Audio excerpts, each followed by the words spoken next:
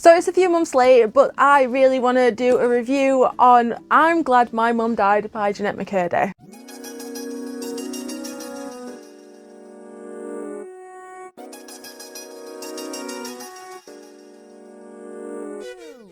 Hi, I'm Lauren and welcome back to my channel. This is Light and Lavender, where we talk about all things books and my own writing journey. And as I've just said, I'm going to do a quick book review on Jenette McCurdy's debut memoir from this year, I'm Glad My Mum Died. So for anyone who is unaware, this book came out this year. I think it was around August time in America, but I don't think it was released until the end of September in the UK.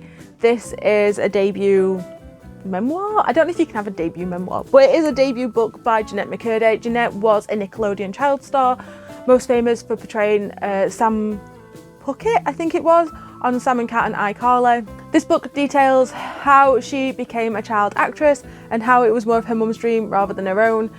But I think that the controversial title, shall we say, has made this somewhat of a polemic book that has come out this year. I think the title of this book is really brave, and I think it shows the understanding that Jenette has come to accept with her mum's behaviour, and this is one of the main focal points of the book. So before I go into this in too much detail, yes, there will be spoilers, but there is also some trigger warnings for eating disorders, like suicidal thoughts, less from Jenette but other people, delusions of grandeur, narcissistic behaviour, OCD,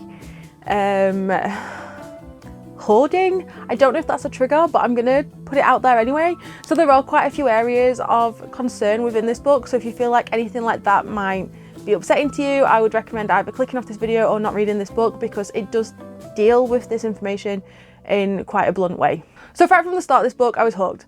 The prologue of this book is also an excerpt from later on in the book, which is when Jenette's mum is in a coma, when where her cancer has returned. Jenette's mum unfortunately had cancer when she was a young child, and then this returned in later life, and it kind of becomes like one of the main points of the book. It was always like, your mum had cancer, so kind of like treat her well. I don't know, but it was the writing style really gripped me and pulled me in. She tried to wake up her mum from a coma by saying that she'd finally got to 98 pounds because she'd been trying to lose weight, and I think the chatty vibes of the writing style and the entire out of there sort of information that got put in just made me want to pick up and read more of this book, because I'd listened to a few of Jenette's interviews from earlier on this year, and I thought that she was a really eloquent person. She really described the problems that she had really well in the interviews that I saw, so I thought this book would be really great to get like more of an in-depth view of what exactly it was that had been going on. And it was heartbreaking to read. In a word, heartbreaking is one of the biggest words I would use to describe this book. At the start of the book, after the prologue, we are told that Jenette's mum had cancer when Jenette was like 2, I think it was, 2 or 4, between those ages. And Jenette's mum did a video of her saying goodbye to her children because she thought she wasn't going to survive the cancer, and then it turns out that she did survive. So instead of kind of like moving on as a family, instead they had to watch that video every week. It doesn't say for how long, but the implication to me is every week until Jenette moved out of the house and her brothers moved out of the house, they were having to watch this video, and it became like a ritual, like, oh look, isn't mum so brave because she's survived this thing? And it kind of like played into that need for Jenette's mum to want to be the centre of attention, and that seems to be like a heavy point of why she gets Jenette into childhood acting. So she pushes Jenette into it by saying that it was something she wanted to do, so she's not going to let time or money or whatever stand in her way. And it pretty much has ended up being forced. Jenette does decide at one point that she wants to be a writer, but her mum doesn't like it, so it's kind of like the thing of just following your parents' dreams, like her mum was living through her. And it was so painful to read because of the way that the relationship was written. So throughout this entire relationship, we can see that Jenette is really naive, and that she's just wholeheartedly agreeing with her mum and constantly following through and doing whatever she says. There's parts in the book where she's saying about she understood her mum's moods. So like if there was like a slight if she answered with a hum or a whistle or something like that, she knew that her mum was in a bad mood, so she knew like how to mitigate the responses. And I thought the fact that there's a small child having to do this is like mind-boggling, that's how the information that she had to navigate as a small child into her teens, and then her young adult life with her mum unfortunately passing away from cancer. I will say unfortunately, because even though the title of the book is I'm Glad My Mum Died, I still think that it wasn't something that she came to terms with fully until she spoke to a therapist, as detailed in here. I think that the biggest takeaway from this is just how perversive sort of like parental manipulation can be. So her mum was also a massive hoarder. If the mug broke, they'd put it into a bag and it got put into the garage. Jenette said that when she first made some big money from like, I think it was a TV commercial or like an extra in a film, she wanted a bunk bed because she didn't want to have to sleep in the living room anymore, because there was that much stuff in the house that nobody could sleep on the bed. So they cleared out space, put a bunk bed in, and she was able to sleep in there. And it was only clear for like a few months before that too was filled with like the hordes of rubbish and just general mess. So it's quite clear that her mum had some serious mental problems. I don't think there's ever like a diagnosis, because obviously her mum didn't ever go and get a diagnosis for these, because that's just how she is and that's how she was behaving.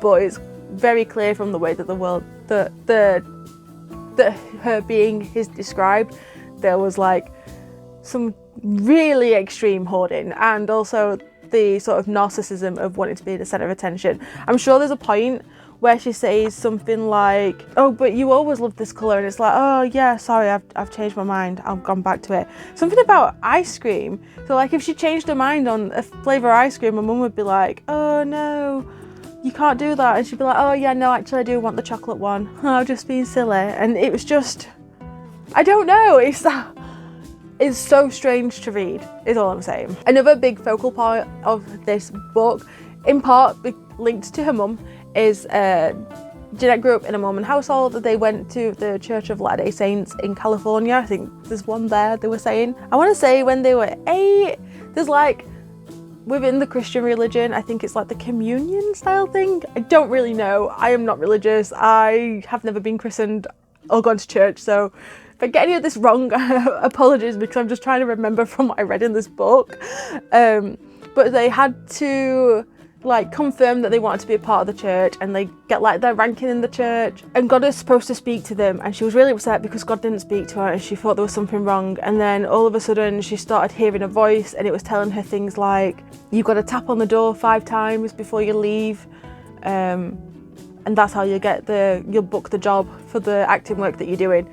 And so she'd start doing like these little rituals, and it is mentioned in the book that her granddad turns around and says, don't you think Jenette's got OCD? And her mum's like, there's nothing wrong with her, she's perfect, she's wonderful. I think it's just like another one of those things that just points to how much her mum was more focused on herself and the fame that she was getting. I think there's a part in the book where she's like, her mum's telling everyone who she is, and she's like, Mum, I don't really want people to know.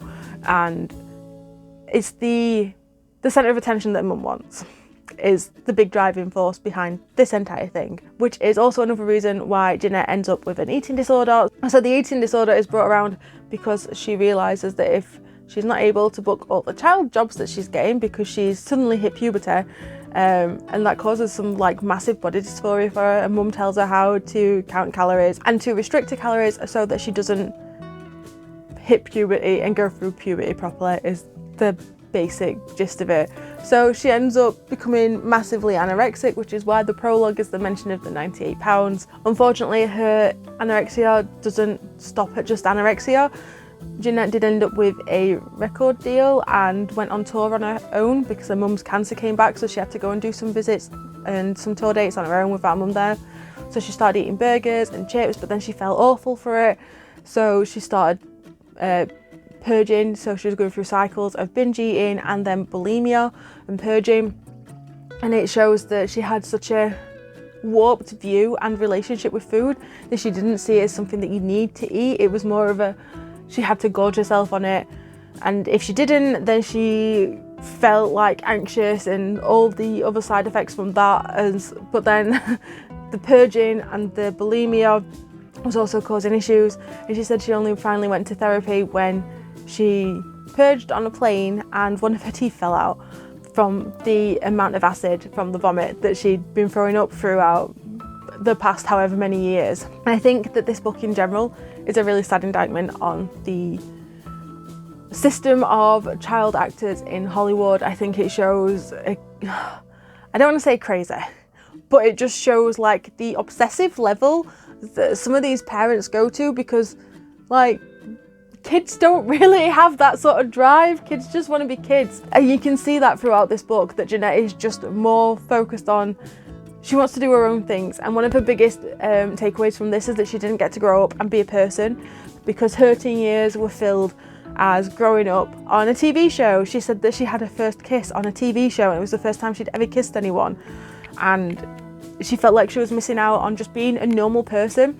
And it would be interesting to try and compare this against any other child actors. I don't know how many have actually brought out memoirs, but it would be interesting to compare that and see the experiences that a lot of people have within this industry.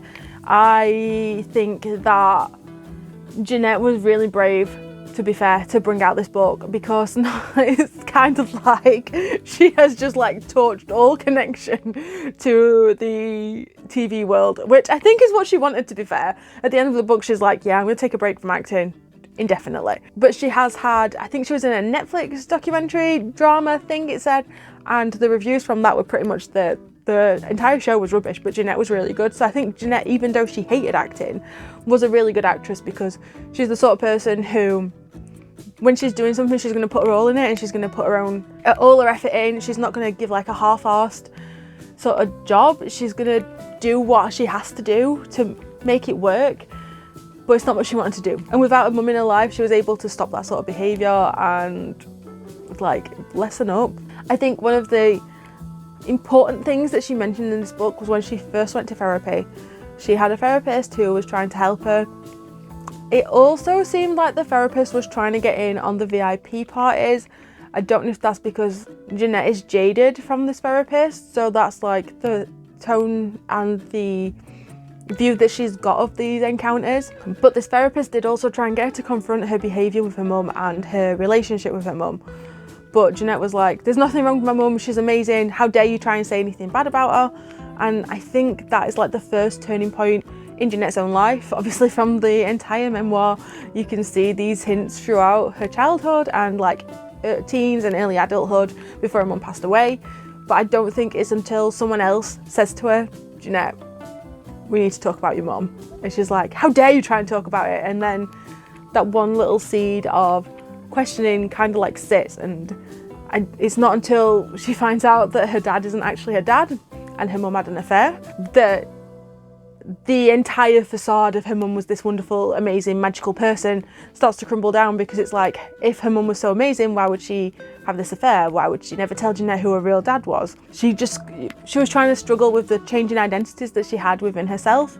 I think it's really important with any sort of memoir to read this of a view of, this is where the person is currently in their life. So it might be that Jenette has more growing, I don't want to say growing, but growing in the sense of like her personality changing and being able to overcome things, because she's done so well. But I think maybe the memoir helped some more, because the process of writing things down and exploring the past in that way might have helped her to understand something slightly better. It might have helped her to move forward even more. But I just think it is really important that these sort of books are listened to and heard about and talked about. We also find out a little bit of the Nickelodeon drama in here with the creator, as Jenette calls them. They're never named by name, but a lot of people are assuming they know who it is, because there was a Nickelodeon producer who was fired around 2018 due to some sexual harassment claims and sexual assault claims. And Jenette mentions this in her book, never mentions their name, and also mentions that Nickelodeon tried to pay her $300,000 as hush money so that she would never speak about it, and she refused to take the money. So I think it was a great chance for her to show her own morals and integrity, and also be like, there's something that's very wrong with this situation. Like, we shouldn't be trying to cover up these things, especially like a children's TV channel should be having the moral compass to step up and be protecting the kids that they're working with, because this guy worked with a lot of children, and the fact that they were just kind of like, yeah, don't talk about it, is we've just let him go quietly, rather than actually facing it with it. And I think it shows just how important the Me Too movement was, but we all knew how perverse and Hollywood is and the situations that are there. And it's terrible that that is still in place to this day and that nothing has been changed about it. But I think books like this are that one stepping stone to letting people sort of break down the boundaries of being ashamed to talk about these things and also being allowed to talk about these things. So hopefully it will encourage other people to not take the hush money in the future. But at the same time, if someone's offering you $300,000, I would not have thought any worse off of Jenette for taking that, because that is a huge amount of money, even for someone who has been working as an actress for the majority of their teen life. So I kind of understand why people took the money, but I also think that this might help people to not do that in future and to talk about the issues that are being faced or had in the world and the environments that they're working in. I think the most important part of this book is to take away the fact that Jenette is learning to heal from all of the trauma that she's had throughout her life. So she's had to deal with her mum's cancer that was on and off throughout her life. She's had to deal with her mum's own abusive and toxic behaviour and relationship that she had with her mum, and have to unthread herself and unpick herself from the chains and binds that she had from that. She's also had to deal with the really toxic environment of being a child actor. That in itself would be bad enough, but everything else coupled on top of it, I think that it shows the power of healing and how people can heal. And I think although the majority of the book itself is quite somber and deals with some really heavy topics, I think there is an uplifting note and quality to this book in general, just because of the way that Jenette does heal. And her final line is that she gets up from her mum's grave and she knows that she's never going to go back to visit her, because she's like, yeah, you caused some horrific pain and time in my life, and instead of sort of like romanticizing it or trying to get angry at it, she's just letting it go. And I think it's a really important message to be at peace, and healing from some of the trauma is just to, I'm obviously not saying for everyone, because everyone's situation is different, but I think it's important to show that accepting what happened and that you can't change it, but knowing that you can heal from it, I think is the important thing. That you don't have to be defined by this time in your life. You don't have to be defined by an event.